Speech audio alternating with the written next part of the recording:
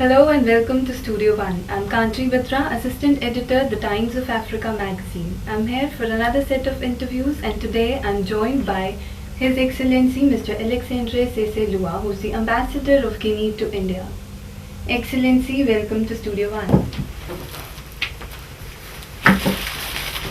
Thanks for joining us, Excellency. It's a pleasure to have you here. Thank you very much. First of all, in your representation as the Ambassador of Guinea to India, what is your vision on further strengthening the existing relations between Africa and India? Thank you very much for giving me that opportunity to talk about my country and the relation between India and Africa as well. Of course, India and Africa have enjoyed excellent relations in the past 5 decades since the independence era of most of African states up to date. But that relationship got momentum since India has decided to involve in the Africa development effort by granting them soft loan through Exim Bank of India. Other sources, for instance, LOC and BLC.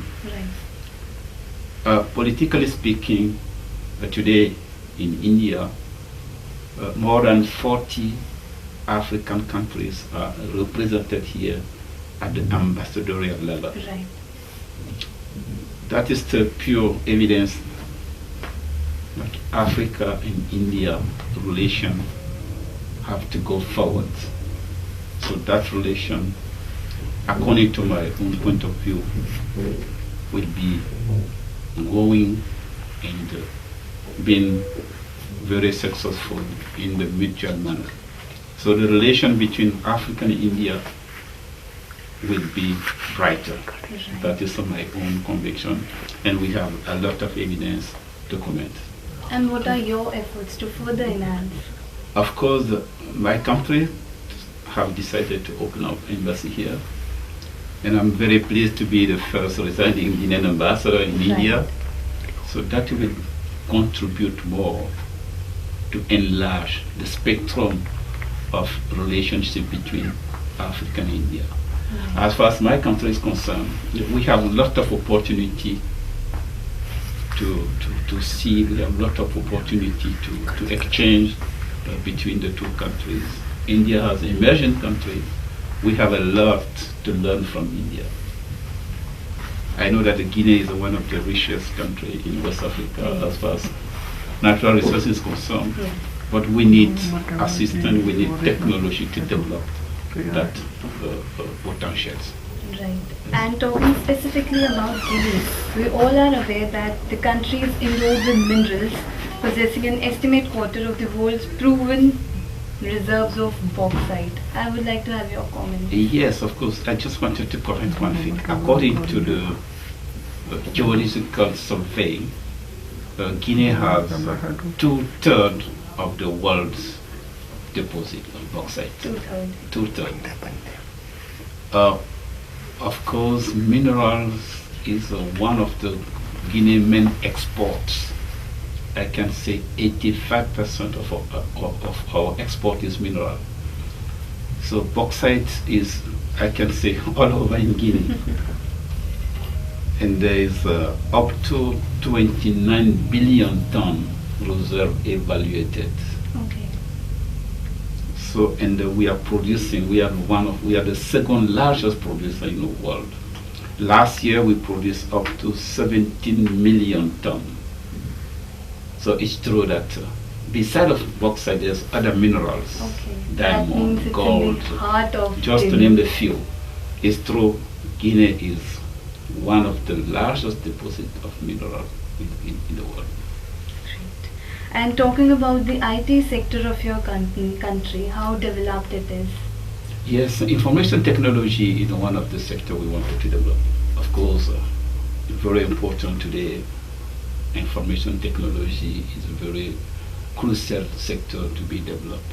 Unfortunately, that sectors have to be empowered because For instance, in the sector of education, e-education, Right. e-governance, and what else.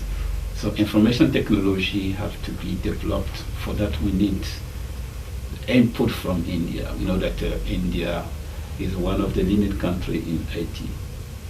So IT really is a sector we need to invest to allow our young generation to be familiar with the technology. That means you can see India interfering in this sector Of to course, further India promote. India have to do something. Okay. And regarding the healthcare and medical services, what is the level of tertiary and super specialty treatments available in Guinea?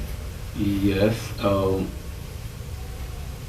the problem we are facing as far as infrastructure of health is concerned is first of all the level of the infrastructure, the quality of the care.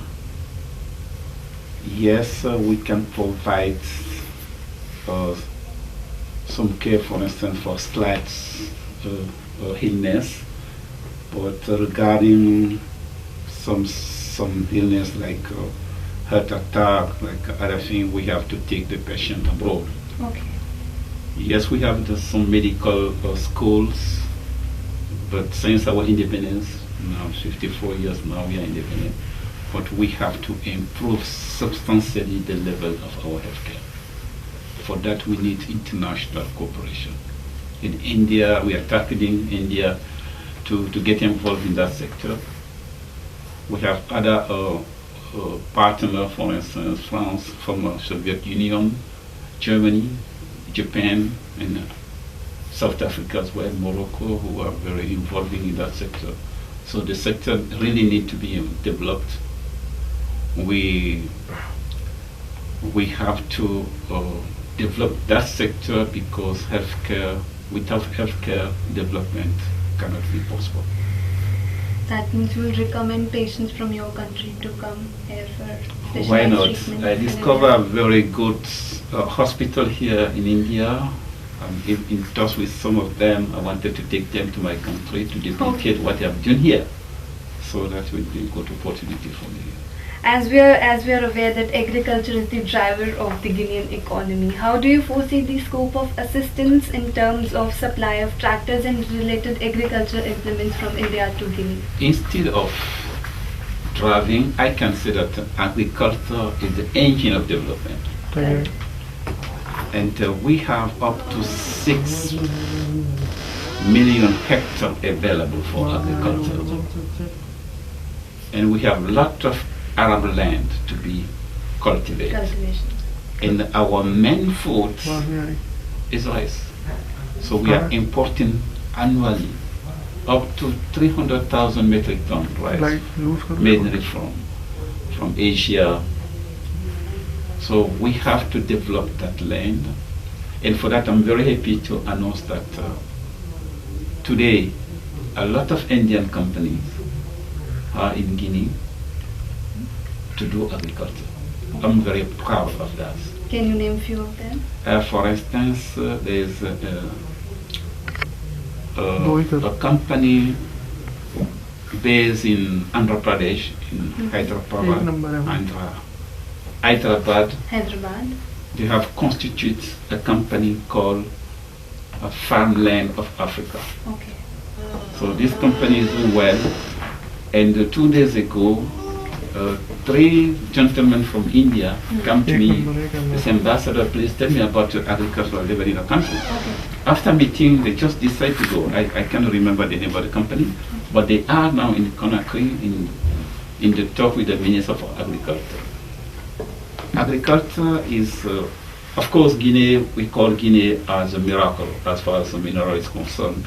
But in the agricultural sector, we have a very good land. The soil needs only the small fertilizer. So today we are trying to rebuild our agriculture for the country to be self-sufficient, Right. to meet the goal of food sovereignty instead of food security. Yes. And what all are the incentives that your government is proposing to give to the investors? Of course, for the investor to come to invest in the country, you have to encourage them to give Right. security. So in this sector, we have a very good investment code. It's very conducive. Okay. The atmosphere is very conducive. The legal framework of investment in Guinea is very conducive. So investment can, if they are there, they are allowed to repatriate their revenue. Okay. That's very important. Of course, there's some limitation, but you have to invest in the country. So we are doing in the win-win basis. Right. So we allow investors to come to do whatever necessary they have to do according to our regulation, to our investment code, and we allow them to repatriate their revenue Right. and to create job. Mhm. So I think today the country is open. I can say, is a new area for Guinea. As our president used to say, Guinea is back. That means back to the international arena. So now we are back. So we need investors to come, and especially the Indian investors, because the technology is more suitable to our climatic condition. Okay. So I found people very jovial, people very warm, so they want to do something in my country. I'm very proud of that because the conditions are very complete there to invest, to make money, to Absolutely. create